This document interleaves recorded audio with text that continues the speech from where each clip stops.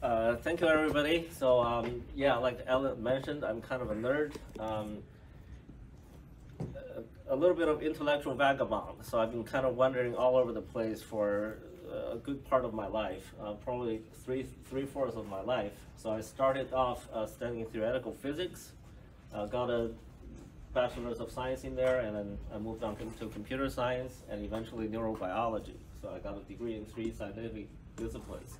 And I've been kind of a biomedical engineer for more than 20 years.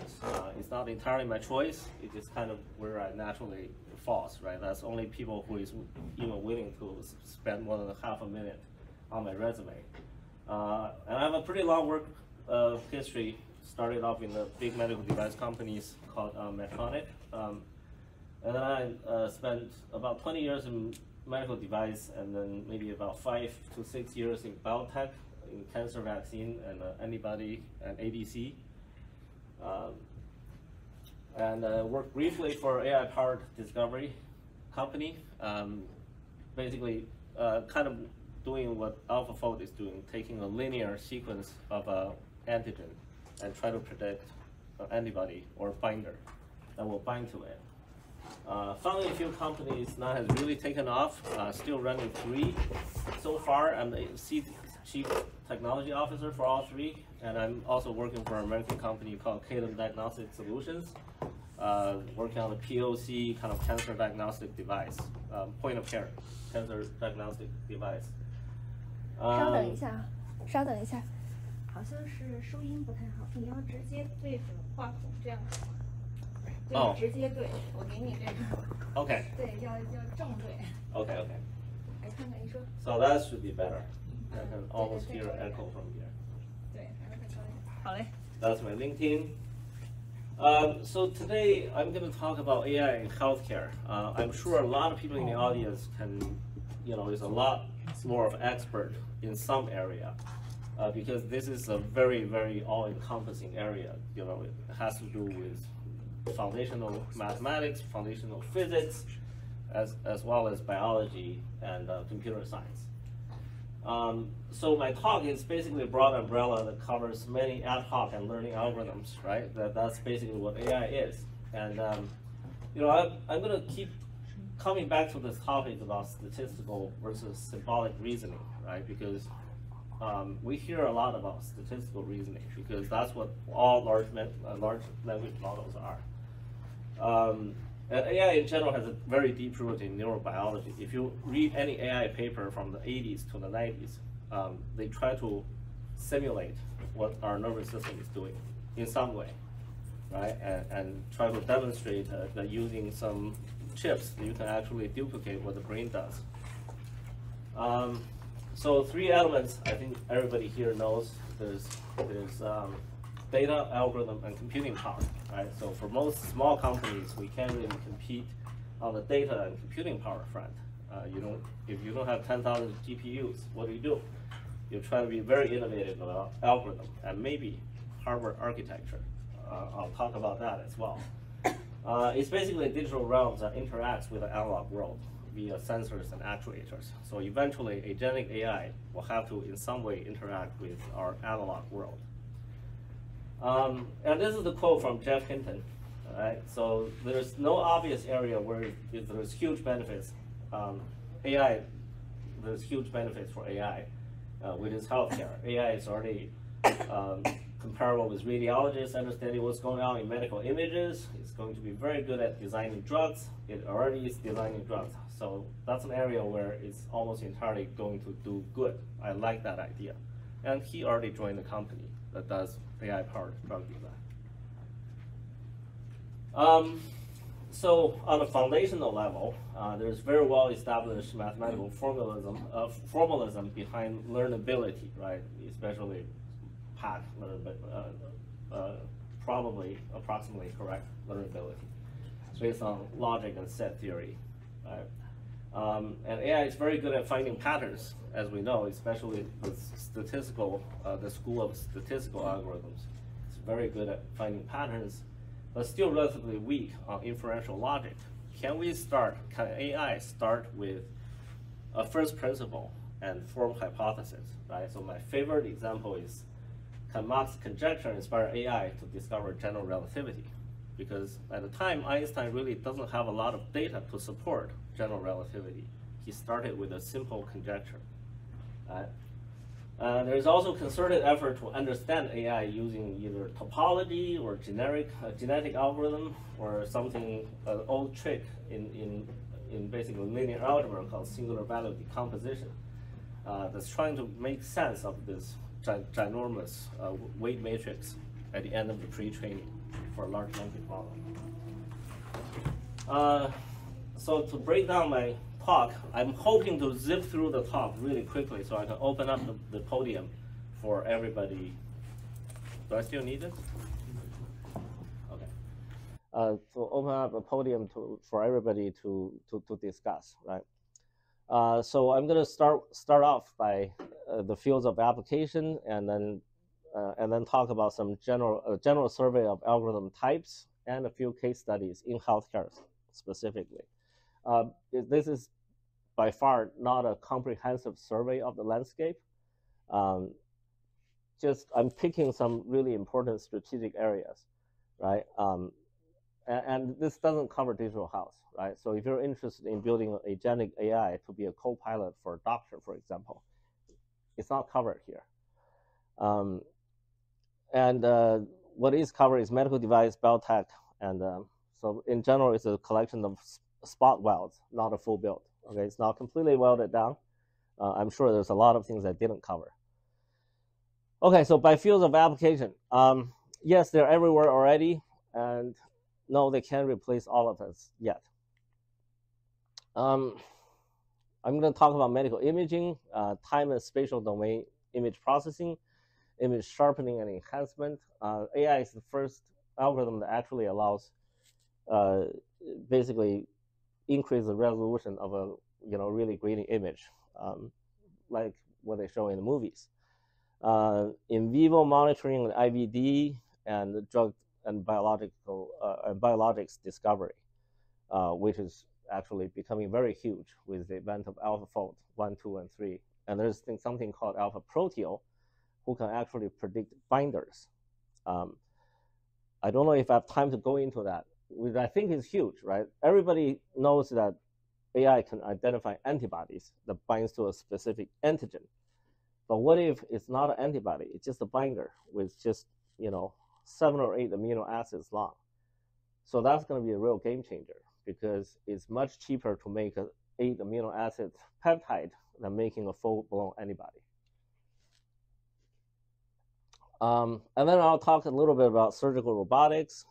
Intuitive Surgical is the biggest game in town, Johnson & Johnson. It involves some image recognition and closed-loop control. So you got a sensor, which typically is just a camera, sometimes a pressure sensor, and some actuators that drives the robotic arm. And regulatory compliance, I actually have a close friend who is trying to streamline the process, because right now, just to give you one case study, right? Roche Diagnostics spends $20 million a year in the regulatory department alone. And a lot of paperwork they don't even prepare. It's actually comes from the marketing and R&D department. They prepare the paperwork, they just organize it, and that's $20 million a year. And manufacturing, drug and biologic manufacturing, automated equipment monitoring and control, okay? So that's AI. And there's more. There's clinical data management and analysis, which typically toward the downstream of the entire life cycle of a product. You have to collect enough clinical data, conduct clinical trials. Clinician-patient interaction management, which is kind of some sort of physician or physician assistant co-pilot sort of thing, right? So data capture and management. Data mining, which is huge. I recently advised a blockchain company to put some patient medical record data, anonymized medical record data on his blockchain to create a hook for everybody to buy their coins. And of course, there's AI-aided health assessment and management.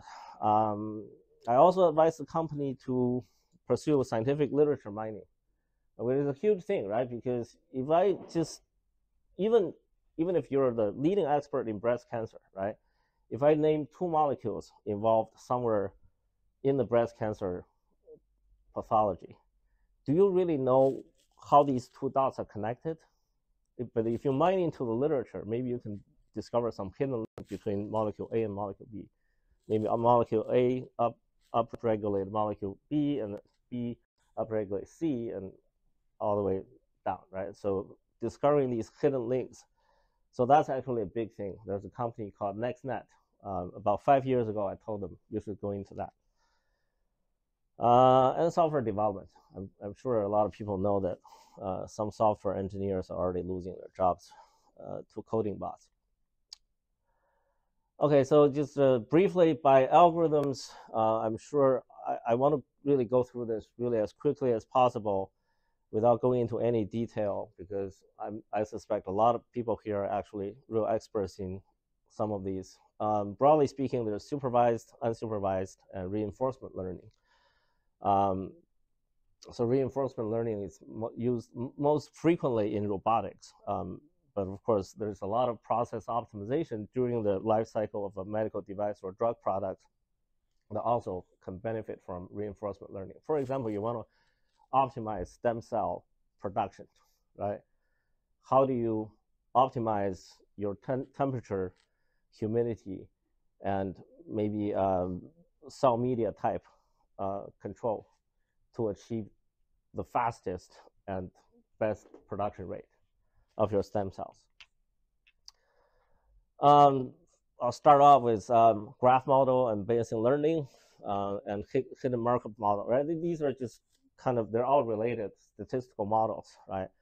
I'm trying to make things funny because this is how I figure out whether my young son at the time dropped a turd in his diaper, right? So there's some hidden states and there's some observable states, and you know, these on the bottom is observations, and in the middle is hidden variables. So how do you figure out what the hidden variables are? And GAN, generative adversarial network. So you basically have two agents. One uses a real image, and the other is kind of a generator. So there's a discriminator that compares the two and gives the discriminator loss or generator loss function, and the generator will try to improve itself and eventually try to match the real image by these metrics. So it's very useful for transfer learning, and is widely adopted in image processing applications. CNN, convolutional neural network. So you basically have a transfer function and activation function, right? The transfer function typically is a convolution kernel. So one example is you use these XO-shaped kernels to roll around this image and to create some features, right? This corner has an X-shaped thing, and this middle has and eventually you extract certain features after this transfer function thing, and then you use a nonlinear activation function, which typically is ReLU or ReLU approximation. And in recent years, there's something called JLU, which has a slightly different shape. It's a nonlinear activation function, typically with a threshold. So it's modeled after visual system. I came from neurobiology background. I remember the convolution kernel.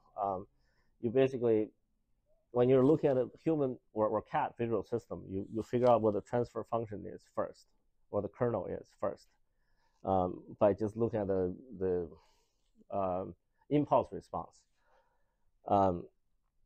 So this is very much how this is inspired by the human visual system, and it works really well. People have heard of AlexNet, right? And there's autoencoders. This is more of a theoretical construct, but it's you take the input and you eventually kind of condense it to a simpler, a smaller set of nodes, right? Just like when we look at a picture, we kind of extract a feature and form a relatively simple picture in our head. And then, if a child wants to draw something, draw this room, she'll draw the windows and without the details, but that's the decoder side. So you go from some simple features, there's a few corners and maybe there are 8 windows back there, and they're all rectangular. Simple features A1, A2, A3, and eventually you generatively create an image of this room. So that's kind of how humans think, right? We can't remember every detail. So we compress it, but this is the foundation of generative AI. So, and then on the time domain, you have recurrent neural network, and a more kind of upgraded version is long short-term memory systems. This looks more complicated than it actually is, right? So you take the input x of L from the bottom, and you have a series of gates to determine whether it goes into the long-term memory, and it loops back to the activation function to determine. So that's why it's also recurrent, because you have from long-term memory you're feeding some information back into the node to determine whether it's selectively whether it goes into the short-term memory. So this is kind of the early version of the translator and language processing mainstay algorithm. So now it's largely replaced by, of course, large language models, transformer models. Reinforcement learning, this is actually fairly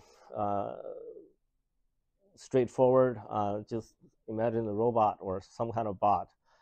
It takes some action, the agent takes some action, and you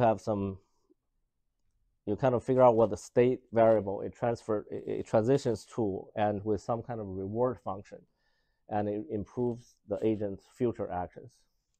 So you're just learning from your experiment by observing, by acting and observing the feedback.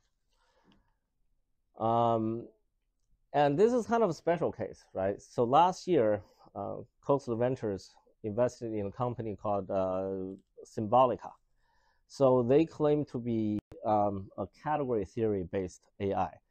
And the claim there is it's interpretable. Why is it interpretable?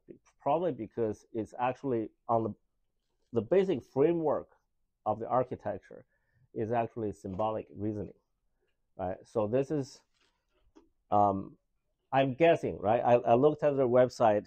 I'm just looking at their claims. I think they may be very good at inferential logic because it is a logical thing.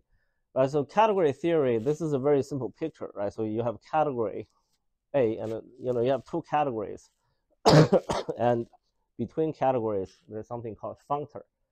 Functor is kind of a generalized function, right? So you're mapping from one category to another category through a functor. So you can see that this is the basic logical framework.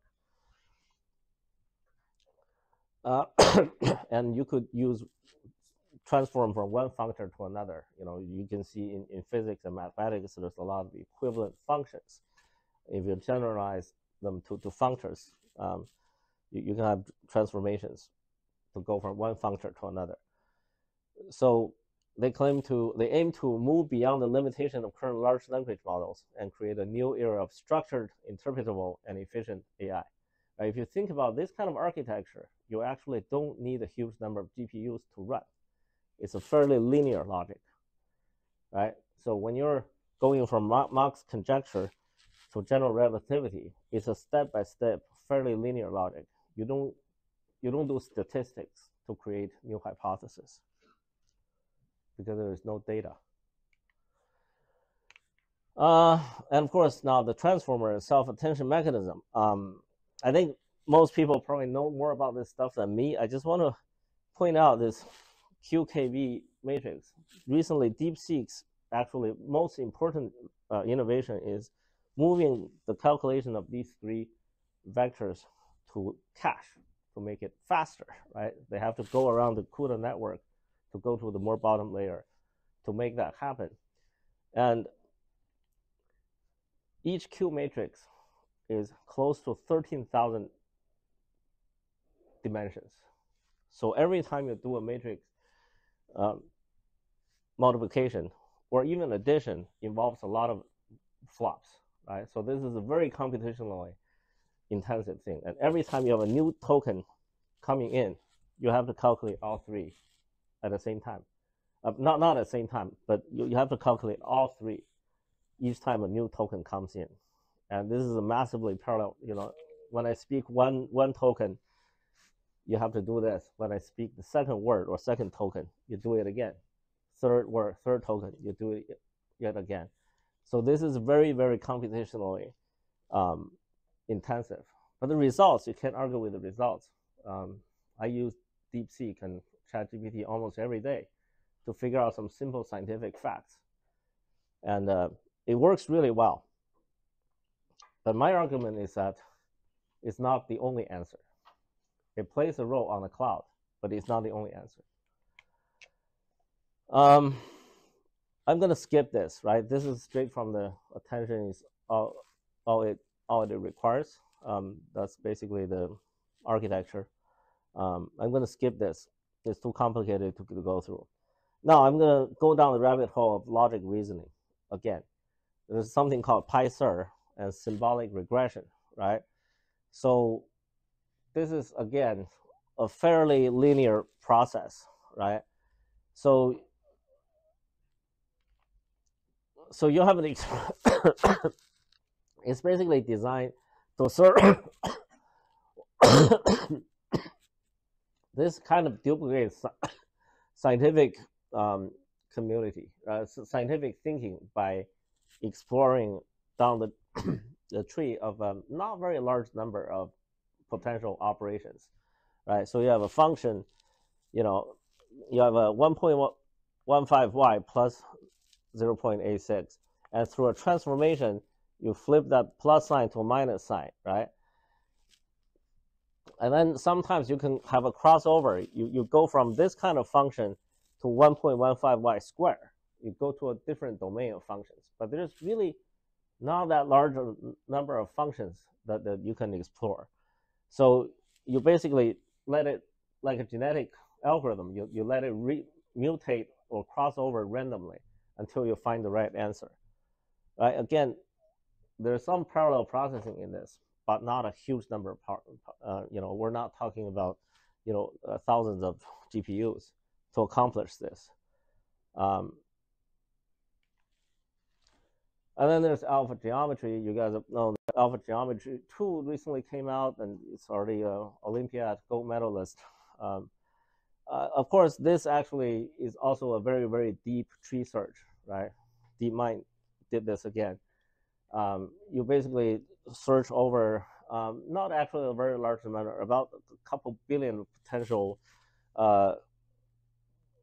lines, constructs, right? To see which ones takes you a little further to proving a specific geometry. But again, this is not starting from first principle. This is you already know this is true. You're trying to figure out how to connect this point to that point.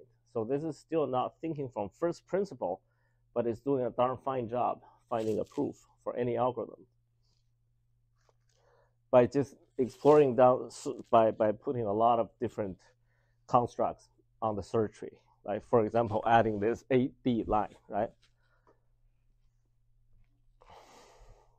And also it's kind of emulates how the human brain works. So the symbolic engine, which is fast thinking, we also have a fast thinking and slow thinking process in our brain, right? So when I toss something into the air, I try to catch it. I don't require a lot of big brain processing, but my spinal cord has a very fast loop that instructs me to catch it, don't let it fall. And there's a lot of things we do every day we don't even remember we did, right? So that's kind of fast thinking. And there's a slow thinking, which is a construct. Every time you create a construct, why do you connect A to D, not some point in between? That's kind of, you need to figure something out, right? What's most likely to create a meaningful construct that helps you get closer to the final proof. Okay, so a few case studies. Hopefully it's less boring, just to show that it works sometimes. So surgical robotics. Everybody has heard of an intuitive surgical Da Vinci 5. You basically have an observation station, and you have, you kind of dip your hands in there to control the robotic arms in the middle, and the image comes through on that big screen, not very big screen. So basically, and this is Vista Robotics, Spinova, I think they call it. This is a local startup company that tries to do spinal cord, spinal surgery. Right? So it kind of uses a spinner to back out all the remaining disc material and replace it with a spinal fusion surgery. Replace it with, and you fuse it together. But you gotta use a surgical robot to clean it up first. Just quickly point out that's typically a multimodal system. It uses a little bit of reinforcement learning, but sometimes not too much, actually. There's some machine vision in it. You do stick down a little endoscope, very thin endoscope, to see what you're doing. That's kind of your only form of feedback. Another point-of-care cancer diagnostics. I'm actually the VP of engineering for this company. Without going too deep into the physics, let me just say that in certain molecular moieties in the human cells, it's actually connected to the Krebs cycle. So they're actually autofluorescence. So if you shine a certain wavelength light on it, there's a fluorescence photons coming back out of it.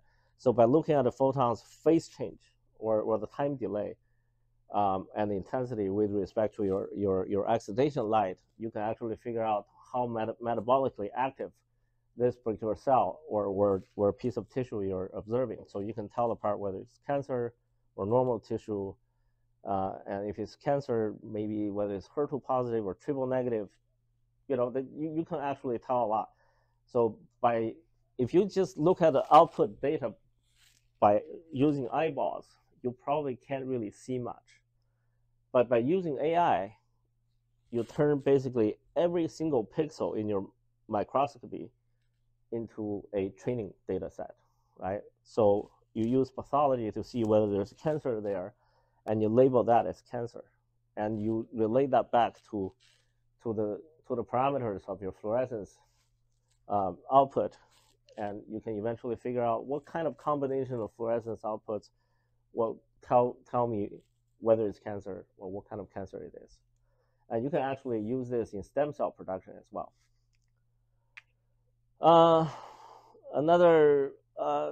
This is just shows you some actual image from the field. We're working on that thing. There's actually already research-grade products out there, but to make it a little more user-friendly and a little faster to use, and probably fewer dials and adjustment, you can make the clinical grade that a nurse can do it in a hurry, right? So that's where here's another IVD, an antigen detection using FRET, right? So FRET is basically, it's called a fluorescence resonance energy transfer. This is just quantum mechanics.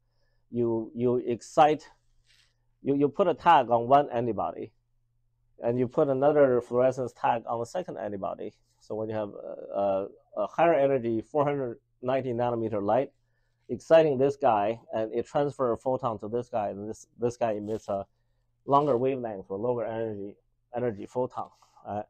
So you can use this to rapidly, and in liquid phase only, detect the presence and the concentration of any antigen, or even nucleic acid without amplifying it, right? So this makes everything so much faster. And now, where does AI come in? How do you select these two binders, right? This is where stuff like alpha proteome is very, very powerful. If you can make two very short binders, it not only makes the production cheaper, but it also makes your R&D process infinitely faster, right? If you want to, from designing antibody to producing it, to validate and verify it, it typically takes at least 6 months. But you could do most of that in silico. Right? That's where AI comes in.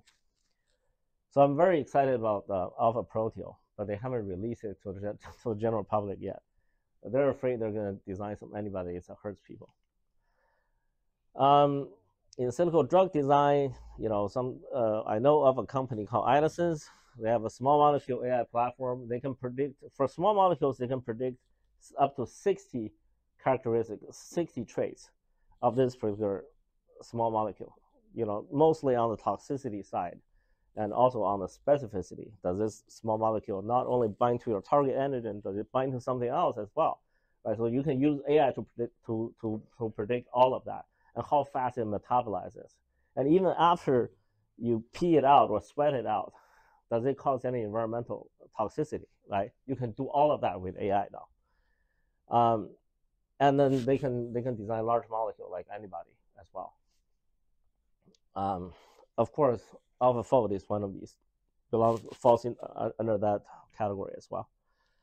A drug manufacturing system, right? So this is a spray dryer. This is kind of it's a robot, right? So you look at, how big of a liquid drop comes out of the spray dryer, and is it too big or is it too small? Can you real time control it? Of course, you don't have to use AI. You can use traditional algorithm to control it, the model predictive control. You basically want the particle size distribution to be as narrow as possible, and the peak has to be right around where you want it to be, for example, 10 microns in this case. NeuroGPT. So that's kind of just, if you wear one of those weird 19-lead helmets and you collect a lot of EEG data. So NeuroGPT is basically similar to ChatGPT, moved to the EEG domain, right? So you can use EEG to do some sort of diagnostics or monitoring of sleep quality, ADHD, PTSD, anxiety, depression, epilepsy. Actually, I can name companies in each one of these indications. So it's being widely used. But unfortunately, not everybody has heard about NeuroGPT. I had to tell one of them the existence of NeuroGPT. Actually, a particularly interesting use case is that what if you can localize and diagnose an epileptic patient by not inducing a seizure, right? So the current standard of care is you strap this guy or girl onto the chair, you let it watch some really violent, splashy scenes to induce a seizure, so your EEG picks that up, right? What if the signal is hidden in your normal EEG, quote unquote normal, right? Without inducing the seizure? It's a lot more humane, don't you think? You don't even treat your pets like that.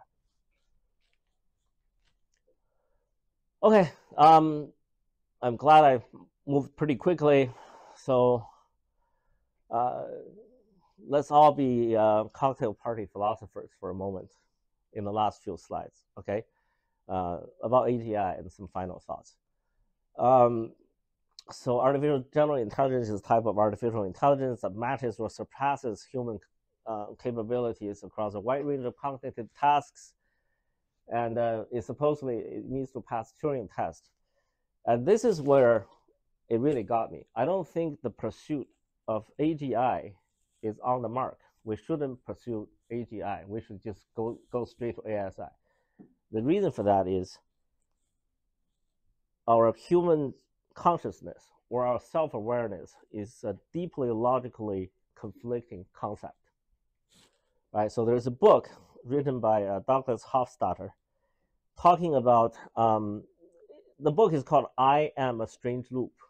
So when I talk about I, that applies to every pronoun, okay? Whether it's you, them, everybody is a logically inconsistent entity, right? What is I, right? Is it your thoughts? Is it your cells? Your cells gets replaced very quickly, right? And your thoughts gets income from everybody. So what is I, right? So here's a paper, right? So it talks about how far are we from AGI.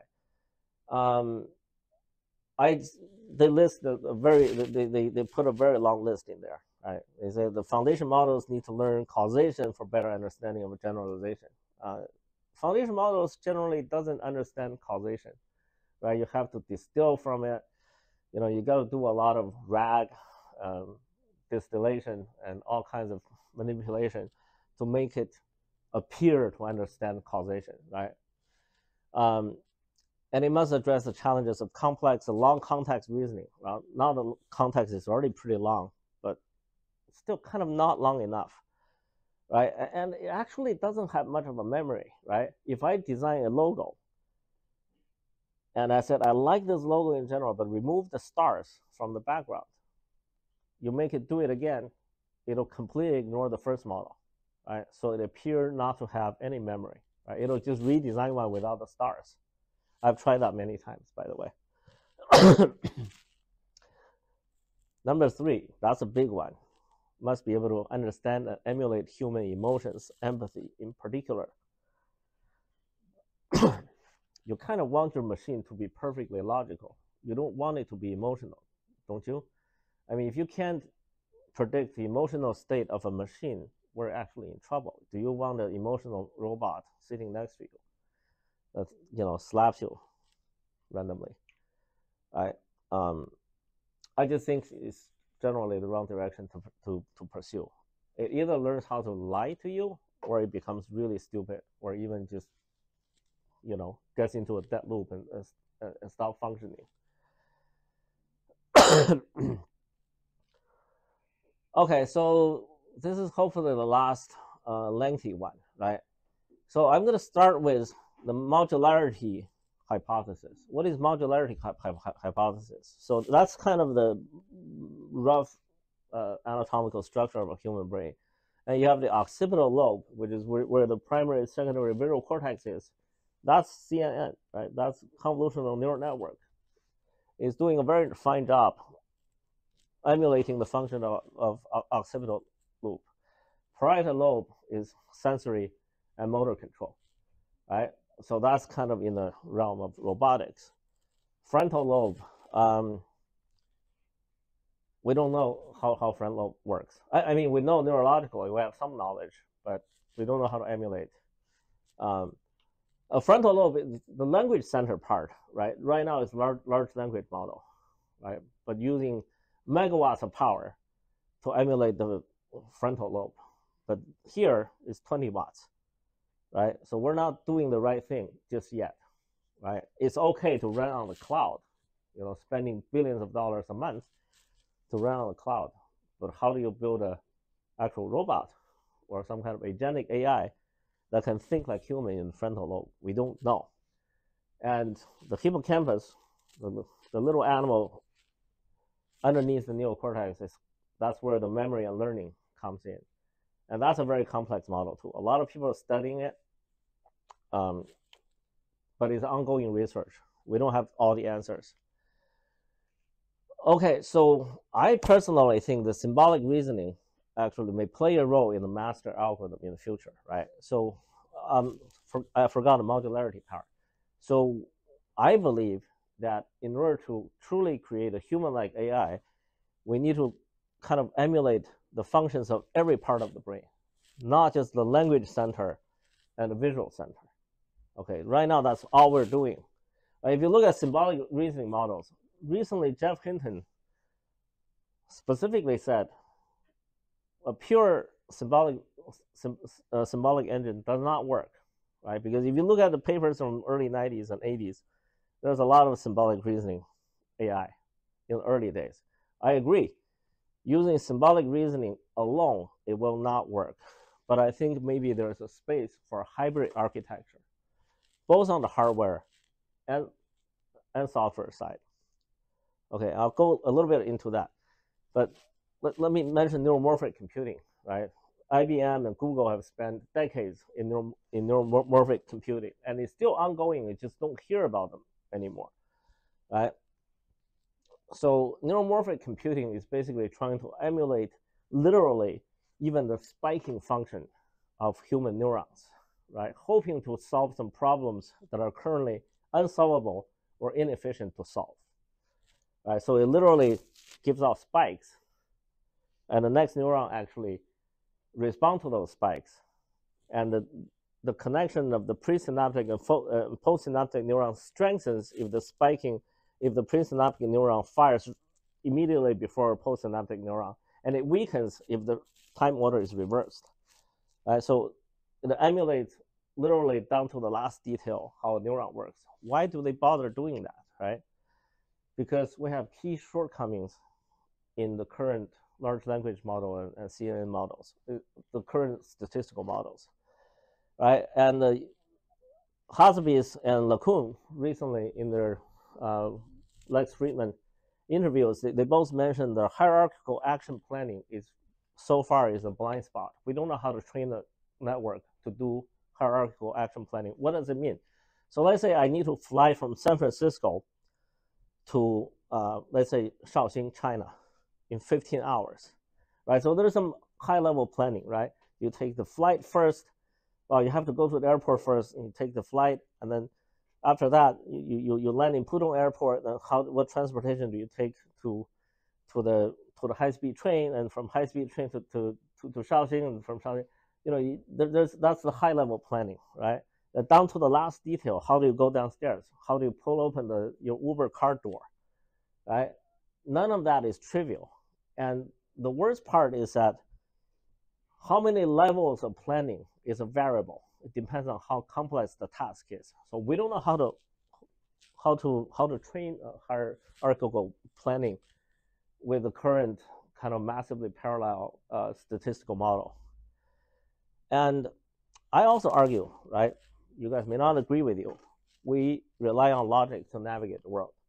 Let's say I'm walking down a busy street, right? I walk on the sidewalk. I know there's buildings on that side and that side, but none of the buildings, I just know all the buildings are kind of squarely or rectangle, and the buildings is not supposed to sit on the street. And the cars are not supposed to be in the building.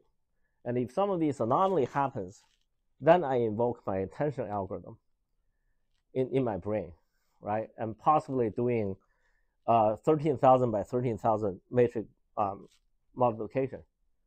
But I don't do that every minute. We rely on logic, right? This is highly compressed information. I know there's a whole bunch of buildings there, but I don't remember the details of any of that building. But logically, I know the buildings are not supposed to be on the street. The cars are not supposed to be in the building's window, right? So where is the logic model in the current large language model? It's not there, right? Sometimes it gets, 9.9, 9.11, who is bigger, wrong. We all know that. Apparently, Grok 3 got it right, but everything before that gets that wrong, right? There's no reasoning. There's no logic. And then down to the robotic level, I think NVIDIA is actually by far the leader in the field, and I don't see anybody challenging them, not just in the hardware, but also in the software. They have a robotic operating system. They also have a micro RLS that can actually run on an Arduino chip, right? Let's say you have a master GPU here, but don't you think you need a separate microcontroller to control your hand? You don't want to install a GPU at every joint, right? And they also have simulation. They call the NVIDIA Isaac, Omniverse Isaac. You have a simulation tool, and you can put your robotic hand on the cloud, the geometry and the kinematics of the arm, the joints and the links. You can put an entire model, like a CAD model, online. It'll do some simulations for you, and to train how a very agile hand can catch something in the air. They have all of that. Google also has quite a few pieces of that, but because Google doesn't have any kind of on the edge computing side, they don't really have any hardware support. They don't have a smaller GPU for edge computing. So NVIDIA, I think right now, nobody can challenge them. If you think NVIDIA stock is worth more, you should probably buy them now. So in general, I think there's plenty of space at the edge. I'm kind of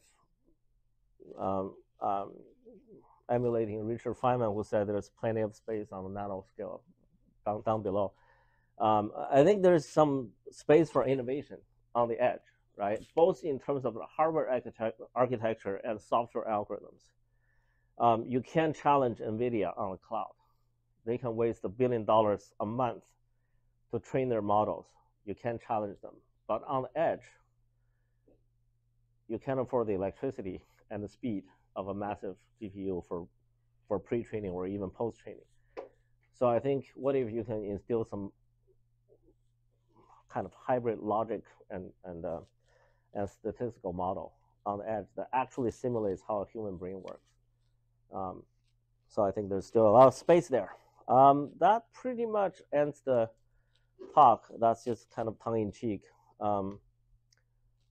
The elephant in the room is what algorithm should I use? I think people who understand what algorithm to use can make a lot of money in consulting fee alone.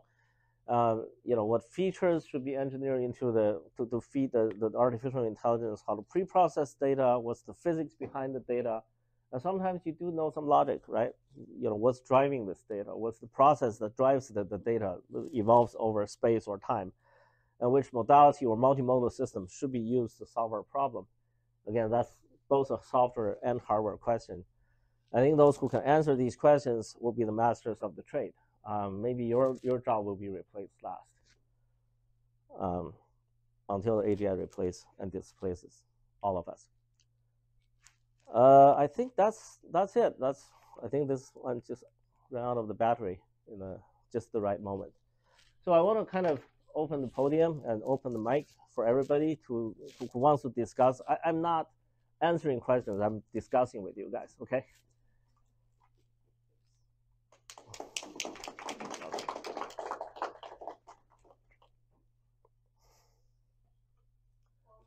Hi, Yulin. Good to see you again.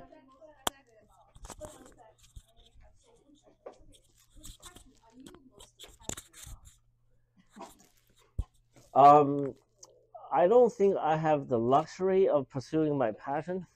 I belong to a very small focus group on how to improve the algorithm and hardware architecture of the AI. I'm the only neurobiologist there, but there are two very senior hardware people. So it's just a lot of fun to kind of brainstorm with them sometimes in the wee hours of the day. Right now, I'm doing some simple management work on the robotic hand project. And I'm building a few AI models for my employer. That FRET model I'm working on, the FLIM, fluorescence lifetime imaging. I'm working on that, but I'm basically working for money right now. I can't really afford to pursue my passion. Sorry.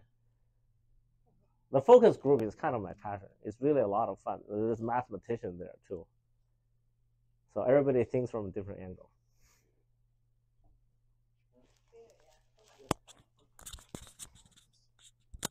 Thank you. Very nice sharing. I'm curious about, can you explain a little bit more about how to use the symbolic reasoning to address the hierarchical action planning?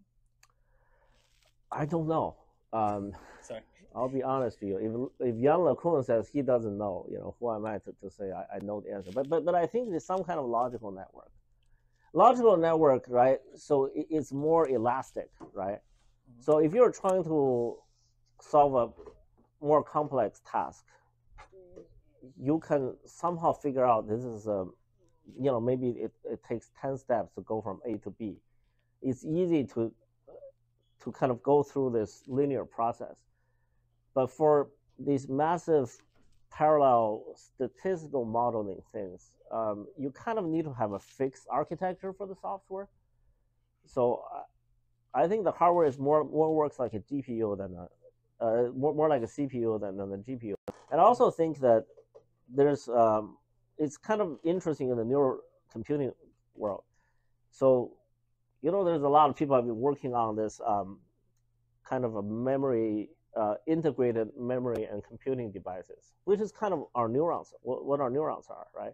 Our neurons remembers and it computes. So to make the reasoning process very efficient, I think that calls for a very different type of hardware. it may not be very fast, but it may not work very hard either. It consumes very little electricity. There's a lot of research, but mostly in the lab stage. So I think this integrated memory computing architecture could be very useful in the future, especially in the robots. Right, it can compute everything from the beginning, every single time. Just relate to what you just said.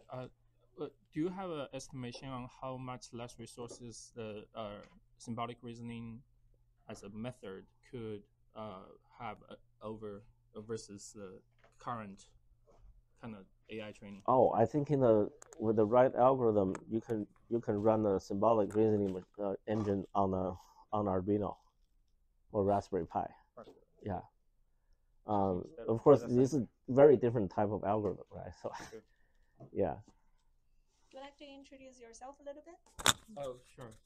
So my name is Jingyu. So I work in I have two roles. Sort of, I'm partly an investor from a VC fund, and partly AI kind of data scientist in AI-driven pharmaceutic drug discovery. So. Okay, awesome. Yeah, actually, the Innocence people, I know the CEO very well. Maybe I can introduce you to her. Sure. Yeah, she's raising money, and she has a multi-platform, right? So she can do small molecule, large molecule, even something like HLA matching, even that kind of stuff.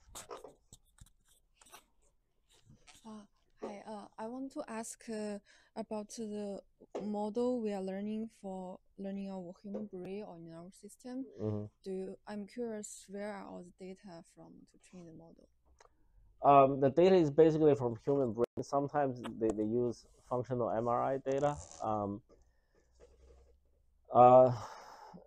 We have very limited data either from humans or animals, right? But actually, my own sister is a pretty prominent system neurobiologist. This is kind of their work, and the people who are who have a foot on both boats, both on neurobiology and computing, right? They call them the neurocomputing people. They try to use hardware to simulate some of the observations that we see in the human brain. But we don't have a very high granularity because when you just doing functional MRI, when you see something lights up, that's probably billions of cells there, right? So you don't have very high granularity. And then people try to do some work on the so-called slab preparation. You basically put a slab of live brain tissue into a petri dish, and you make some electrophysiology measurements.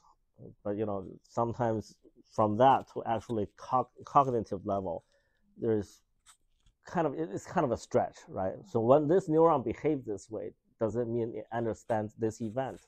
Not really, right? There's a lot of debate within the neurobiology community as well.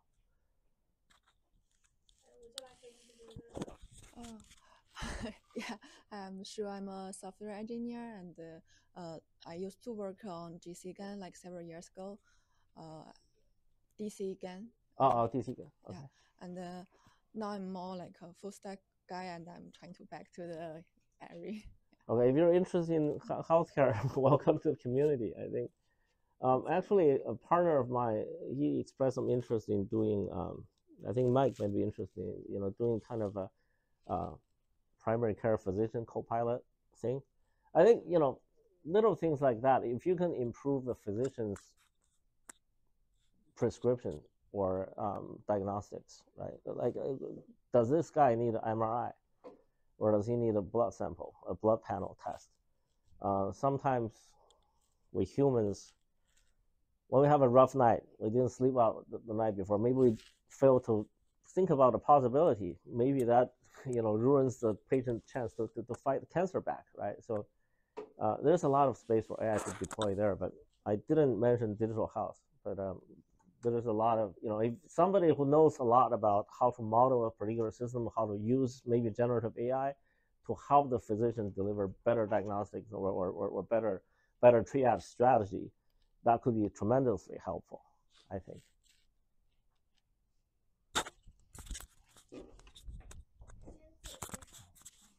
Yeah, I'm Michael Low. I used to work as a software engineer in Yahoo and Google, and now I'm very interested in AI plus healthcare. So yeah, I want to ask a question that so we know that the brain area to process language and the math are different.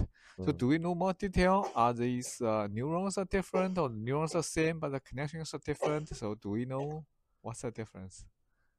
Yeah, I think we do it a lot more efficiently. The architecture is probably different because we can't, with even with 10,000 GPUs, you can't really even come close to the parallelogram, parallel processing power of the brain, right? Because we have trillions of neurons in a very small area.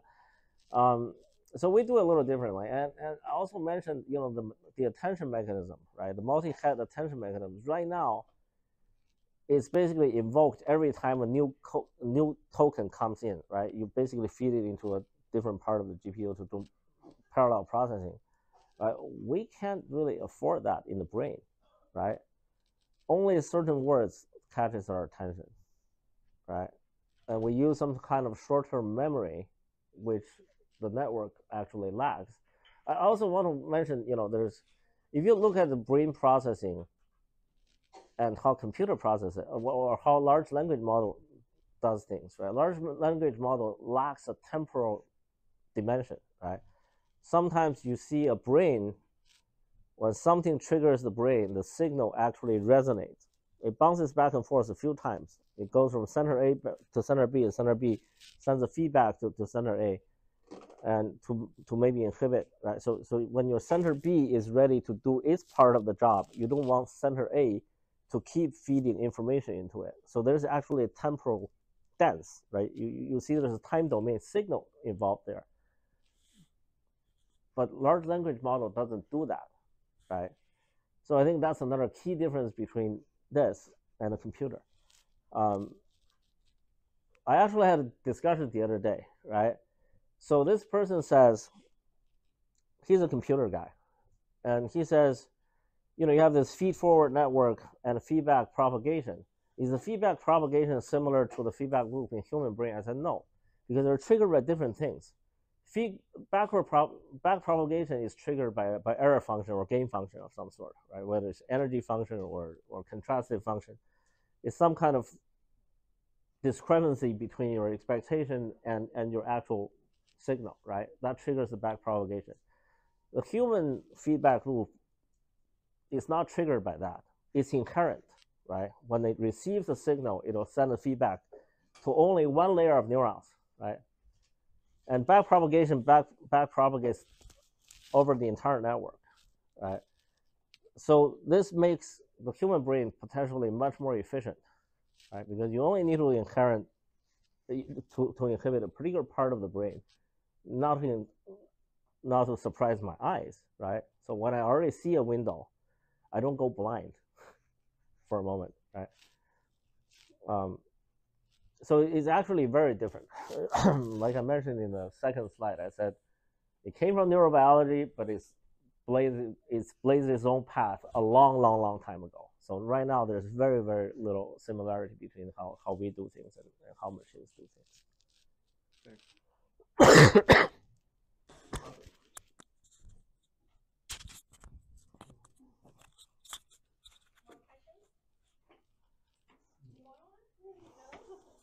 Come on, don't be shy.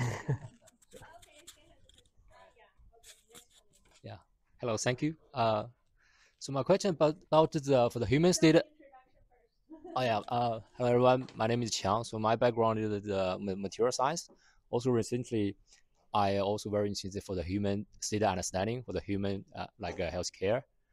So like your slides mentioned many way for the human state understanding, use the EEG, sometimes for the blood test. I also see some publication using the sweat, like the wearable patch. Well, that one looks pretty easy and convenient. Mm-hmm. I talked with some like the scientist or the researcher in the like the university. They mentioned it's not really accurate, especially compared to the blood test, right. But it's much easy.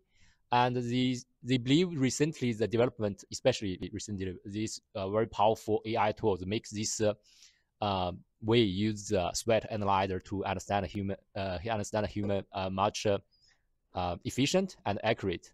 So do you think the currently the AI tools already the powerful already enough, or how long time is it going to take really using the AI assistant, this sweat analyzer becoming into a real commercial product? Yeah. I think it depends on how effectively you can collect data, right? So, especially for supervised learning, what's the gold standard? If your sweat tells your blood glucose is 130, is it really 130, right? So we have to use some sort of supervised learning to improve the sweat sensing tool. I think there's kind of an explosion of I shouldn't say it's just a fast linear rise of different physical modalities where you can collect data from the human body. There's a company locally called the Level 42 AI, right? So it's like a stethoscope, but it collects from infrasound all the way to ultrasound and audible sound in your body. And they can diagnose a lot of things, right? They plan to put a machine outside of CVS. You can just stick it on your chest and see if you have COVID or regular pneumonia or nothing. It can, that uses AI. Right? Their website is level42.ai. So you can collect a lot of data, right? But you kind of have to have a gold standard to tell the AI, does this person really have COVID or something? You gotta have trustworthy labeled data. I think the potential is there, but it really depends on execution.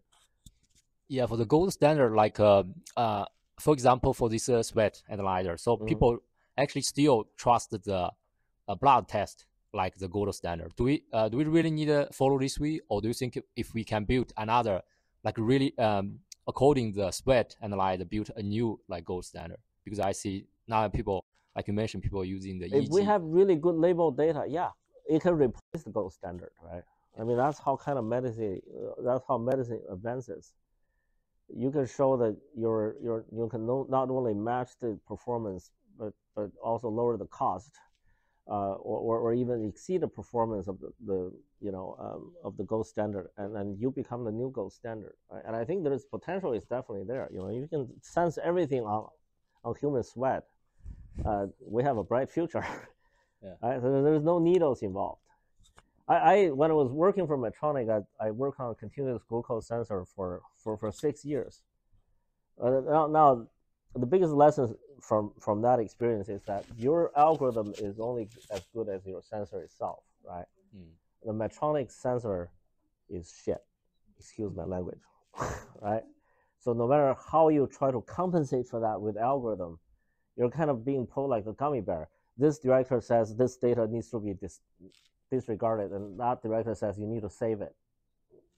Yeah. What am I supposed to do? There's no right answer for that kind of question.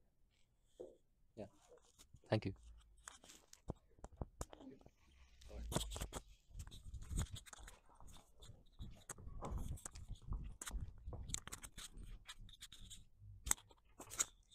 Hi, thank you for the talk. My name is Sanjana and I'm a software engineer at NVIDIA, and my personal interest lies in healthcare and AI. One question I had was I recently came across this Gemini 2.0 model, which was able to correctly predict pancreatitis. So, and the only input for it was images. But during the conversation, they also talked about other like blood levels or of certain chemicals in the blood. So my question is, when you have say image data or ECG data, how much of it is needed and what sort of metadata goes along with it to create a good base model? Oh, that's a hard question. So you're saying they can correctly diagnose pancreatitis based on what data again? So it started off with image data, CT scans. Oh, CT scans. But there was also information fed about like certain blood levels of in some sort of blood test reports as well. So when you train a model, like what sort of metadata is important along with one form of data is my question.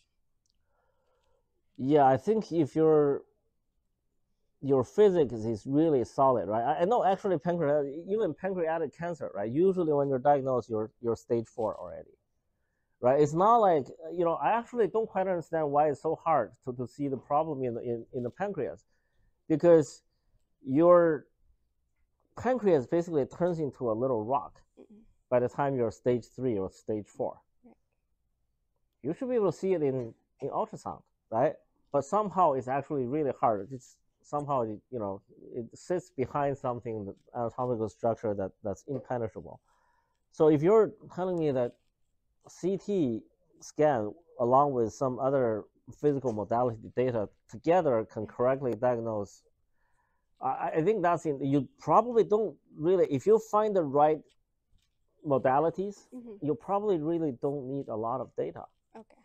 Yeah, I think, if you have 10 patients with perfect match, I'm pretty confident you can extend that, perfect sensitivity and specificity, 10-10 maybe, in a prospective study.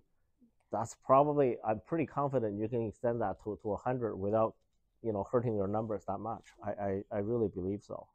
And that's not really a deep learning problem, right? I think a small amount of data should work pretty well. Okay. Yeah. Thank you. Thank you. I actually, doubled down on NVIDIA the day after DeepSeek came out. I said, you cannot replace NVIDIA. No. Yeah, Elaine. So from your vantage point, you have very impressive. So I'm just wondering from your vantage point, from a healthcare perspective, what kind of top challenges that you think generally people face, and what kind of specific help that computer scientists would be welcomed to help to make a difference? That's a political question. I'm sorry. I actually talked to Ellen briefly about this, right? So I think the area where you'll face the biggest pushback is probably done at a later stage of your product cycle, like clinical and regulatory phase, right? I think the FDA right now is still very reluctant to embrace AI, right? So if you use AI to do a submission, FDA 510K submission, for example, if they found out, they would be very pissed. That's an area where there's just a lot of politics involved, right? So, I mean, from the outset, it sounds like a good idea to have a bunch of young kids going to the federal government and trying to slash waste and fraud. But there's obviously, number one, there's a lot of pushback, which I understand. And secondly, sometimes they don't get to recognize the right waste and fraud, because the human data, the clinical and regulatory aspect is so incredibly complex. It's a behemoth in and of itself, right? So it's very hard for AI to penetrate. But I also told Ellen, if I'm I'm the head of a regulatory department, I want to draft a 510K submission, I would use generative AI to do my first draft. It'll speed it up. I think I can probably slash my personnel costs by 30-40% overnight. So in other words, you don't see from the healthcare perspective any challenges that you have that need computer scientists to collaborate, but instead you think that probably the only thing that you see is in submission to FDA perspective. Right. I'm arguing that in the later stages of the product cycle, it's likely to be slower. But the R&D phase, I mean, come on, who is still doing the wet lab work to design antibody? You must be stupid to do that, right? Maybe large pharmas are still they're still feeding 2,000 people doing that kind of work, but they could save a lot of money by using a computer to do the job. I think I also talked to Ellen about this earlier. I think in every aspect of healthcare, it's being attacked by AI, right? Simultaneous attack. It's penetrating every level of the entire life cycle simultaneously. This has never happened before, right? That's why this is the deepest, revolution in the history of mankind. But some castles are already falling apart, like the early R&D stage, right? Structural biology, they already fell, right? Let me give you one specific example. Let me give you one specific example. Maybe you can help me to understand better. So, for example, ICD, International Classification of Diseases. It took more than 10 years for ICD-9, which is about 5,000 codes, to ICD-10, which is 15,000 codes. And currently, as of 3 years ago, we have ICD-11 came out, which is about 55,000 codes. So if we, this is just at the entry point, at the interaction between patient and the physicians, and also working with insurance companies. So I wonder, what challenges that you see from your vantage point of having AI to help in this transition, because otherwise, if you think about the complexities, we would imagine it's more than 10 years. It will be perhaps 50 years or at least 30 years. This is just one example of like potential areas that that computer scientists perhaps can come in to help. But I wonder, from your perspective, because you're the insider, from your perspective, what kind of challenges you see that we as a computer scientists we see differently? Because I think that only through that interaction, and then that would help the in-depth conversation and then to be meaningful, because nobody knows everything. Like for me, I don't know the insider's perspective, and then so it would be very good conversation so that we can help each other understand deeply how would a computer scientist help the complex healthcare, and exactly where you stuck, or not at all. It sounds like there's not much. Yeah, I'm not exactly an insider, right? I think the insider would be a physician or a clinician, right? A clinical scientist. I'm not one of them. I think, well, I think one of the key hurdles is access to data, right? You have to comply to GDPR, to HIPAA. So the acquisition of data is actually pretty tricky and costly process right now. And a lot of difficulties man-made, right? There was a company in Palo Alto called Doc.ai. Years ago, they've been trying to put medical data, anonymized medical data, on the blockchain, so that they do have a depot of a vast amount of medical data, but it's very hard. The customer acquisition cost is high, and you have to give them coins to do it, and the marketing cost is high. With sufficient data, ICD should probably be 200,000 by now.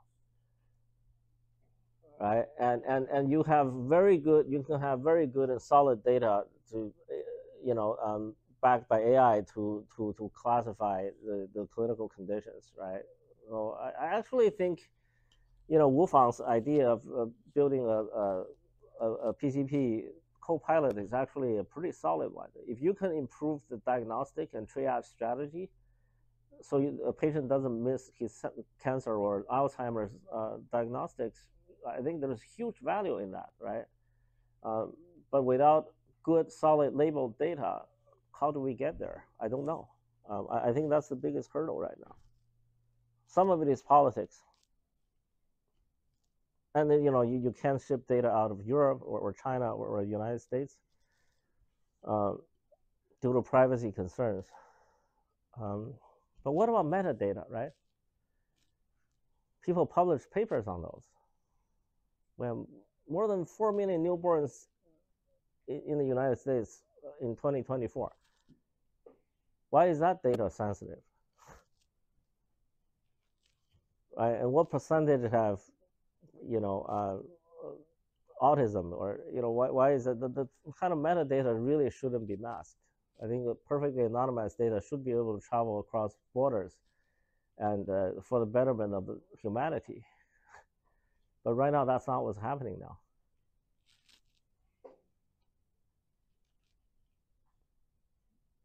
I think access to data is still the biggest thing, and behind that is politics.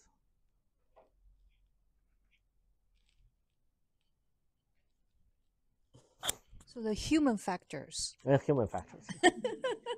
Yeah, we humans mess up everywhere. So we all need right? to learn how to be a politician then.